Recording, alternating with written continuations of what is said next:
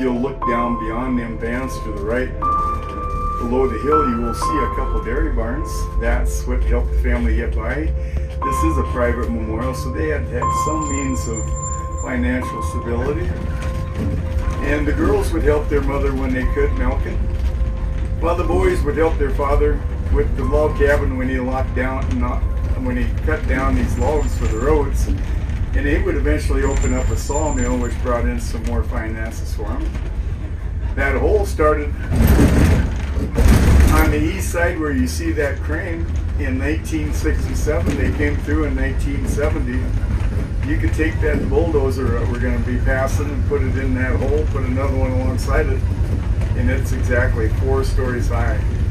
The men are up there pretty busy. All them wet spots you see is what they're up there carving. If you get a chance, look up dirty jobs on micro, and you'll look it up on YouTube, Crazy Horse Carving 2022, and you'll see how they use the rope that they use for carving up there. Them 2 pines on top of the skyline. Imagine that 60-foot parallel line, and then the suit that's on George Washington. It gives you a pretty good idea how much larger this structure is compared to to the Mount Rushmore. That horse's head is 219 feet high. That arm is 243 feet long. The hand is 33.5 feet high, and that finger is 29 feet long. They originally were going to have that thing just the finger exposed just out in midair, but they decided to keep the mane below that to support it, because that would be 29 feet out there without anything supporting that. That'd be kind of tough. It'd probably crack and fall eventually. So Korchak started up on the head in 1948. The government shut him down. Then he went back in 1950.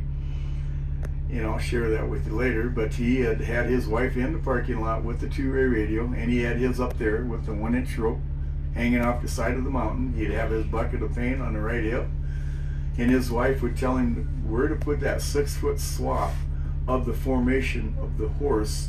And when he got done with it, he looked at his wife and he told her he was sad, but he was glad. She asked him what he meant by that. Chuck working for him. Chief Henry Standingbeard had not known him at that time, but he had got a hold of Chief Volkram and asked him if he'd be interested in doing the sculpture of the Red Man, and he said he wasn't interested. So that was the end of that. A couple months later, he had to get back to Washington, D.C., so he got a hold heel, and then up to the top of the head, there's a pipe on the hairline, but you can't see it. You might be able to see this pole that I'm looking over here to the right. It's right on top of the tree line. Yeah. That's how they get their GPS readings from the satellite when they do want to do their markings up there carving. Now they will have a hole drilled however deep they want, in horizontally, vertically and horizontally. They have a rope that I was telling you about that's got them gray slots with diamonds in them. They'll put it through there horizontally, and then vertically they'll drop a rope with the magnet. It'll take it up there, and they have their pulleys set top and bottom. They can attach that rope together, and it can go anywhere from 5 to 80 miles an hour with water rushing through there, and it goes through that granite like it's cutting butter. It's unbelievable. Wow. So you want to get on. Look at that. They're going pretty fast there. So Korchak, 1945, he knew it was going to take 100 years to do that. So he sat down with his wife. He's got the hard copy, top and bottom, of the scale and the prints.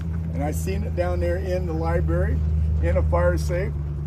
So Caleb Jokowski, his grandson, and Vaughn Jokowski, along with Alicia Herman, her husband Cody, along with Alicia's mother, Verbiga Jokowski, and Monique, they all said 5 years ago it'd be 25 to 30 years before that'd be done.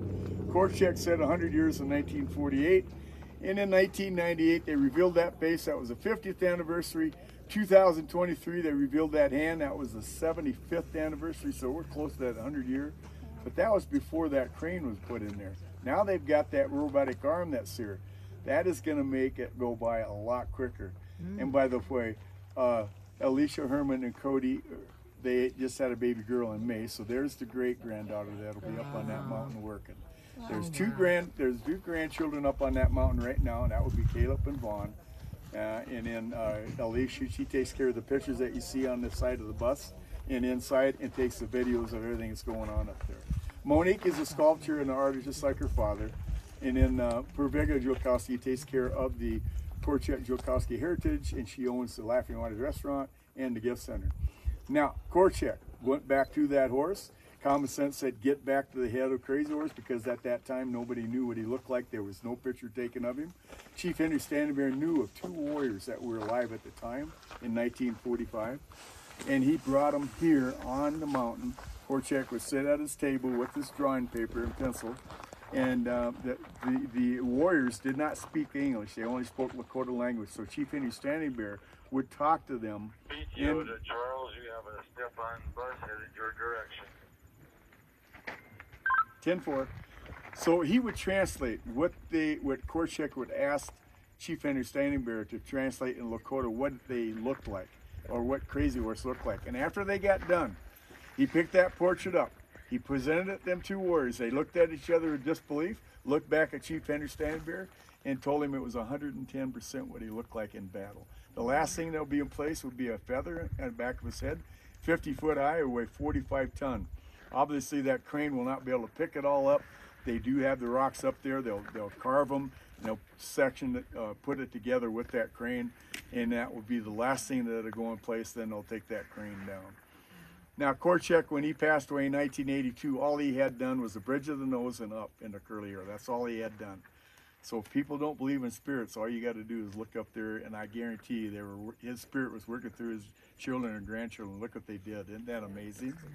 Totally amazing. They have a torch with a tube that goes through that, 4 mixture fuel. Gets up to 3,600 degrees.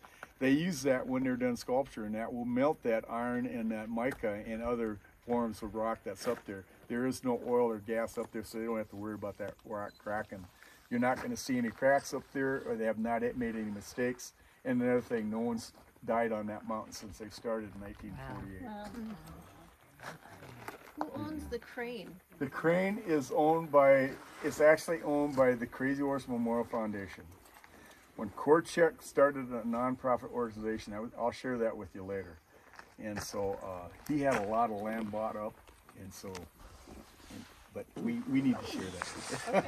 Okay. Okay, that pole that you see on top of that granite hill, go back 100 yards, that is where the tomb is of Korchak Jokowski. We'll share more with that down there.